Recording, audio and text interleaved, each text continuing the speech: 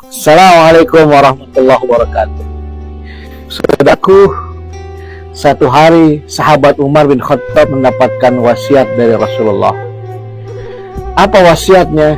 Ya Umar, jika satu hari nanti engkau bertemu dengan seorang anak muda yang perawatnya kecil, ada bekas penyakit di kakinya, kusta yang sudah sembuh, ada belang di kakinya, dia anak yatim namanya Uwais Al-Qarni, mintalah doa kepadanya. Di akhir pesannya kata Nabi, innahu majhulun fid dunya wa mashhurun fis sama. Ingatlah, sesungguhnya Uwais Al-Qarni ini namanya tidak viral di dunia, tetapi masyhur di langit. Maka ini menjadi pertanyaan buat Umar, gerangan apa kelebihannya sahabat Uwais Al-Qarni sehingga Nabi berwasiat untuk dia bertemu dan meminta doa. Ringkasnya, ketika Umar menjadi khalifah, dicarilah ketika di musim haji ada rombongan dari negeri Yaman dengan ciri berbadan kecil, anak yatim, namanya Uwais Al-Qarni. Lalu Umar bertemu dengan orang yang dulu Nabi kita mewasiatkan untuk minta doa. Maka Umar panggil Uwais Al-Qarni, ya Uwais Al-Qarni, seperti wasiat Rasul dulu kepadaku, tolong doakanlah aku. Uwais Al-Qarni sedih dan ketakutan. Engkau yang mulia ya khalifah, siapa yang tidak tahu kemuliaanmu? Saya hanyalah orang biasa. Ya, tapi ini wasiat Rasulullah, doakanlah saya. Maka dengan suara tergetas Uwais Al-Qarni mendoakan baginda Rasul yang mulia, bagi Khalifah Abu Bakar. Setelah didoakan, Umar bertanya kepada Uwais Al-Qarni, apa keistimewaanmu sehingga dulu Rasulullah meminta aku berwasiat supaya minta doa kepadamu? Logikanya Umar, pasti ada sesuatu yang luar biasa di Uwais Al-Qarni.